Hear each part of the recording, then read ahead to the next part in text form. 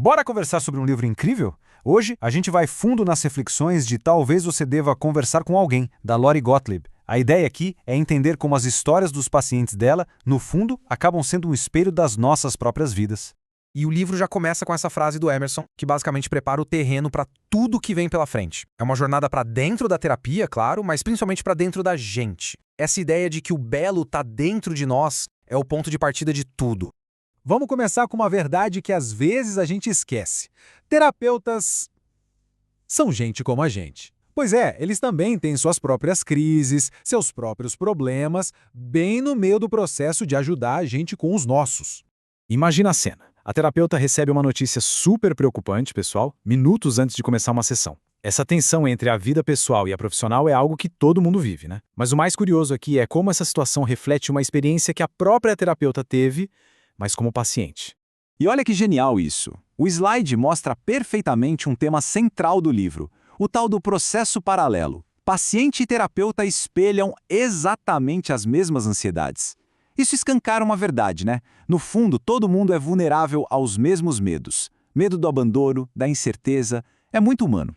E aí, como se não bastasse o caos interno, ele aparece do lado de fora. Do nada, um enxame de abelhas surge bem na janela, no momento exato em que a paciente, a Charlotte, diz que quer largar a terapia. É uma metáfora visual perfeita para o medo e para a confusão que as duas estão sentindo. Isso tudo nos leva para a nossa segunda grande lição. E essa, olha, é uma das mais importantes que se aprende num consultório de terapia. Agora, vamos conhecer o John, um produtor de Hollywood, sabe? Aquele tipo de pessoa que parece ter a vida perfeita, só que por dentro ele está completamente devastado pela morte do filho. A história dele nos faz encarar um hábito que a gente tem, o de ficar comparando o sofrimento. E aqui está o ponto principal, uma lição que a própria Lori, a autora, aprendeu e que serve para todo mundo. Não existe hierarquia da dor. A gente tem essa mania de diminuir o que a gente sente, falando, mas fulano tá pior, ou pelo menos não é uma doença grave, como se a dor fosse uma competição, e não é. Isso nos leva a um conceito fascinante, o sistema imunológico psicológico. A ideia é que, assim como o nosso corpo se cura de uma ferida, a nossa mente também tem seus próprios mecanismos para se recuperar de um baque emocional. É por isso que o John, uma semana depois da morte do filho, se pegou rindo com a filha. Ele ficou chocado com ele mesmo, mas na verdade era só a resiliência dele entrando em ação. A próxima história é a da Rita. Uma mulher que, chegando aos 70 anos, tinha um plano bem definido: acabar com a própria vida, porque ela achava que os erros do passado eram simplesmente grandes demais para superar. A grande virada na história da Rita começa com um ato de coragem imenso. Ela decide escrever uma carta sendo 100% honesta para um novo amor que surgiu na vida dela. Nessa carta, ela revela a vergonha secreta que guardou por décadas. E na carta, ela finalmente admite a verdade nua e crua. O motivo de ela não ter feito nada para proteger os filhos foi um medo paralisante de ficar sozinha. Esse medo custou a ela a relação com as pessoas que ela mais amava. Esse momento de vulnerabilidade total é o ponto de virada. Ao se mostrar por inteiro, com todas as falhas e medos, ela se permite, pela primeira vez, a chance de se transformar, de se tornar uma nova pessoa. Ok, mas e aí? Como a gente segue em frente depois de encarar umas verdades tão dolorosas? A terapia ensina algo fundamental sobre relacionamentos. O segredo não é fugir do conflito, mas sim aprender a consertar as coisas depois.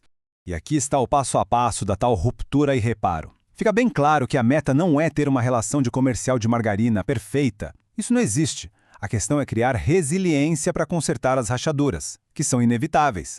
É nesse conserto que a força de uma relação de verdade aparece. E para fechar, a gente conhece a Julie, uma mulher super vibrante, recém-casada, na casa dos 30 anos, que está morrendo de câncer.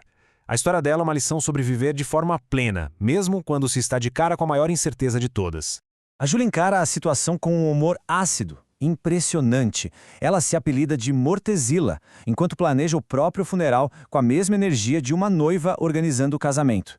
E ela faz uma exigência. Quer que o funeral seja uma festa, sim, mas uma festa onde todo mundo tenha permissão para ficar muito, muito triste.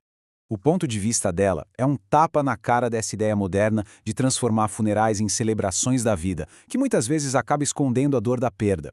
A honestidade da Julie dá permissão para todo mundo sentir de verdade. E a lição final da Julie é genial, na sua simplicidade. No fim das contas, com ou sem um diagnóstico terminal, a experiência do tempo dela é a mesma que a nossa. O relógio anda na mesma velocidade para todo mundo. O que muda, o que realmente importa, é como a gente escolhe viver cada um desses momentos. E é essa grande pergunta que fica ecoando depois de todas essas histórias. É um convite, um desafio para a gente encontrar sentido não ao fugir da dor, mas ao atravessar tudo isso com honestidade e com coragem. Fica a reflexão. Como é que a gente aprende a dançar conforme a música da vida? A abraçar a mudança em vez de lutar contra ela o tempo todo?